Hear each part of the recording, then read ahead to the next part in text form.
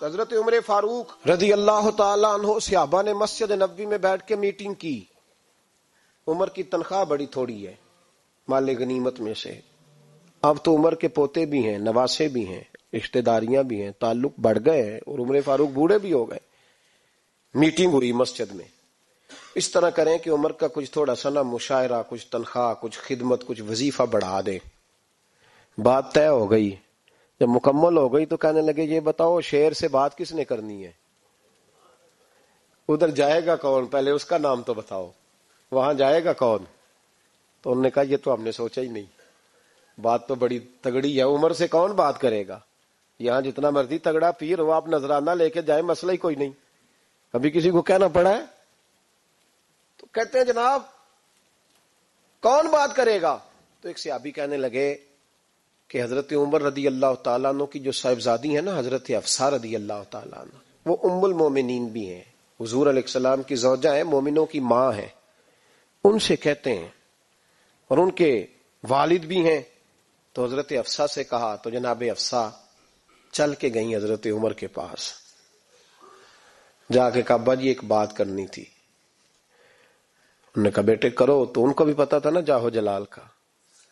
کہنے لگے ابا جی مسجد نبوی میں صحابہ کی میٹنگ ہوئی ہے، ایک ہی محلے میں ایک ہی شہر میں لوگ رہتے ہیں تو ایک دوسروں کی خرچوں کا ضروریات کا پتہ ہے. کہتی ہے میں نے پس منظر سارا کر کے بات کی. میں نے کہا سب کو پتہ ہے کہ آپ کے خرچے بڑے بڑھ گئے ہیں، تو مجھے نا انہوں نے حضور کی زوجہ سمجھ کے، قابل احترام سمجھ کے میری ذمہ لگایا ہے کہ تھوڑے سے پیسے آپ کے بڑھانے ہیں.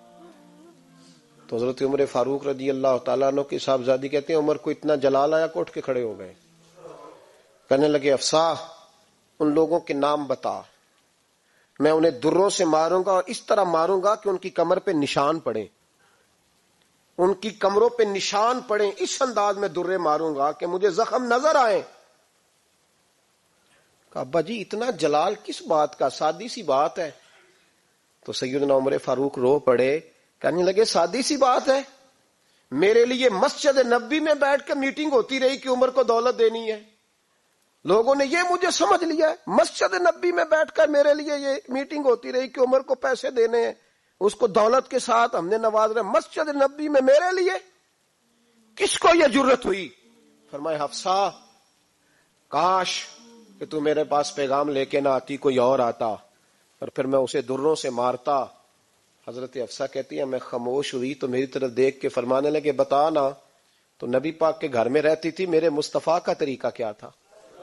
کرنا بات اس طریقے پہ میرے ساتھ گفتگو کر. تو حضرت حفصہ کہتی میں رو پڑی. میں نے کہا ابا جی غلطی ہو گئی، آئندہ نہیں کروں گی. بھائی معیار بنایا ہوا تھا. آپ یقین کریں ہمارے تعلقات آپ شادی پہ دیکھ لیں، جو غریب رشتہ دار ہے اسے کون منانے جاتا ہے؟ لیکن ساری برادری کٹھی اس کے دروازے پہ بیٹھی ہے، جس نے آنا ہے تو کچھ لے کے آنا ہے. ہر چیز دولت میں تلے گی. معیار ہی دولت بن گیا ہے، مقصود ہی دولت بن گیا ہے. اس پیسے نے، اس دنیا داری نے، دنیا دار پجاری زردے کتیاں دے گل ٹلی ہو، اتنا سخت رویہ لوگوں نے اپنا لیا. رشتوں کا تقدس نہیں رہا. ایک مجلس میں نے ایسا رنگ بھی دیکھا، ایک ایسا شخص جسے میں ذاتی طور پہ جانتا ہوں کہ عالم بھی ہے، پرہیزگار بھی ہے، نیک بھی ہے، وہ بھی بیٹھا تھا اور اس کے ساتھ ایک سیٹھ بھی بیٹھا تھا. لیکن جو لوگوں کا عقیدت کا رشتہ اس درویش کے ساتھ ہونا چاہیے تھا وہ سیٹھ کے ساتھ تھا. تو میں غور کر رہا تھا کہ یار قوم کا ذہن کس طرح کا ہو گیا. صرف اس کے ہاتھ میں پیسے، صرف دولت مند ہے. اس آدمی کی درویشی بھی گئی، علم بھی گیا، تقوی بھی گیا، صرف پیسے نہیں ہے اس کے پاس تو وہ کونے میں لگا ہوا ہے اور اس سے لوگ بچ بچ کے سلام. اور میں کہا کرتا ہوں عقیدت کا پتہ چلتا ہی تب ہے جب اجتماع ہوتا ہے. اکیلے درویش بیٹھے ہیں تو سب جھک کے سلام لیتے ہیں، اور جب وہ 2 MNA کے بیچ، 3 MPA کے بیچ، 5-7 سیٹھوں کے بیچ بیٹھے گا پھر تیری عقیدت کا پتہ چلے گا. پھر پتہ چلے گا تیرا اللہ کے بندے سے رشتہ کس طرح کا ہے اور دولت کے بندے کے ساتھ رشتہ کس طرح کا. ہمارے رویوں کے اندر یہ فرق ہے کہ ہم اس وقت آدمی کو تولتے ہیں کہ اس کے پاس دولت کس طرح کی ہے. وقت کے امیر تھے حضرت عمر بن عبدالعزیز. توجہ ہے میری بات پر؟ حضرت عمر بن عبدالعزیز بادشاہ تھے. اب ہم لوگوں نے بھی بچوں کا بہانہ لگایا ہوا ہے نا، بس جی وہ میں چاہتا ہوں بچوں کا کچھ بن جائے. تو بچے بالغ ہو گئے تو کرانا رجسٹریاں ان کے نام، فارغ ہو جاؤ، آ جاؤ مسجد میں چھوڑو.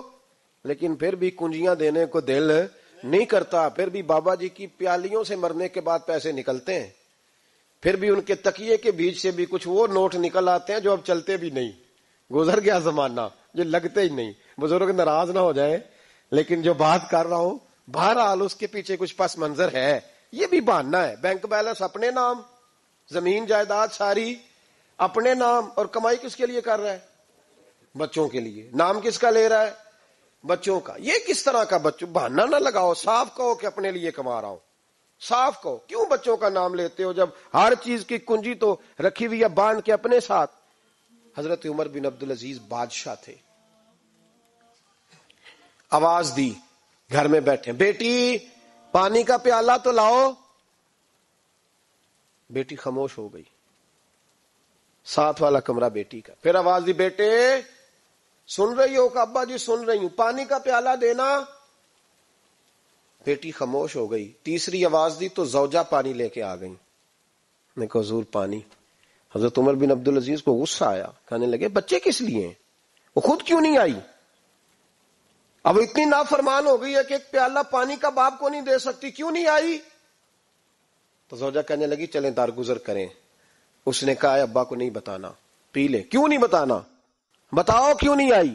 میں نے اس کو پکارا تھا، تمہیں پکارتا تو تم آتی، تمہیں بتانا پڑے گا. جب بات ذرا آگے بڑھی تو ماں تھی نا، بات بیٹی کی تھی، تو اماں رو پڑی، آنکھوں میں آنسو آئے. کہا کیوں روئی ہو؟ کہنے لگی بیٹی کا پاجامہ پھٹ گیا، دوسرا ہے نہیں، اور آپ لے کے بھی نہیں دیتے. کمرے میں بیٹھ کے تو پاجامہ سی رہی ہے. تو کہہ رہی تھی ابا کو بتانا نا، انہیں تکلیف ہوگی. تو وہ اس کے پاس دوسرا ہوتا تو آ جاتی، ایک ہی تھا، تو اس لیے نہیں آئی. حضرت عمر بن عبدالعزیز اٹھے، سر سجدے میں رکھا، کہنے لگے یا اللہ تیرا شکر ہے، تو نے میرے بچوں کو بقدر ضرورت روزی عطا فرمائی ہے. یا اللہ تیرا شکر ہے. ایک روایت میں نے پڑھی، کلیجہ منہ کو آیا. مصطفیٰ کریم بیٹھے تھے تو سیدہ عائشہ صدیقہ رضی اللہ تعالیٰ نے عرض کی یا رسول اللہ صلی اللہ علیہ وسلم وہ دیکھیں سیدہ فاطمہ آ گئی ہیں، وہ دیکھیں بی بی صاحبہ بغیر بتائے آ گئیں. حضرت فاطمہ الزہرا آئی تو حضور نے فرمایا فاطمہ بغیر اطلاع کے؟ حضور چھوٹا سا کام تھا. کیسے آئی ہو؟ تو بی بی صاحبہ نے نا، عورتوں کا پلو ہوتا ہے نا چادر کا، پلو کھولا تو ایک روٹی بندھی ہوئی تھی، ایک روٹی چادر میں. یہاں لوگ زیور باندھتے ہیں، دولت باندھتے ہیں، ایک روٹی حضرت فاطمہ نے پلو میں باندھی، کھول کے پیش کی. کہ بیٹے یہ کیا ہے؟ کہ ابا جی کئی دنوں سے گھر میں روٹی نہیں پکی تھی، آج علی کچھ جون لائے تھے، پیسے ہیں، چند روٹیاں بنی ہیں، تو بچوں نے تو کھا لی ہے، تو میرے سامنے بھی ایک روٹی آئی تھی، میں نے لقمہ توڑا ہے تو مجھے خیال آیا پتہ نہیں مصطفیٰ نے کھایا ہے کہ نہیں کھایا، پتہ نہیں حضور نے روٹی کھائی ہے کہ نہیں، میں لے کے حاضر ہو گئی ہوں، مہربانی فرمائیں. تو فرمایا بیٹے بیٹھ جا. حضرت فاطمہ بھی بیٹھ گئی. سیدہ عائشہ کہتی ہیں حضور بھی بیٹھ گئے. فرمایا فاطمہ کتنے دنوں سے نہیں کھایا؟ عرض کی حضور 3 دن سے. فرمایا بیٹے میں نے 5 دن سے نہیں کھایا، آ جا. دونوں باپ بیٹی مل کے کھاتے ہیں. روٹی 2 حصوں میں حضور نے بانٹی. فرمایا چلا دی تو کھا، آدھی میں کھاتا ہوں. حضرت فاطمہ نے لقمہ توڑ کے منہ میں رکھا، رو پڑی. حضور 5 دن سے نہیں کھائی. فرمایا بیٹے چپ کر، ہمارا دنیا سے کیا تعلق، ایک پل رہ گیا ہے، بس اللہ پھر جنت کی ساری نعمتیں عطا فرمائے.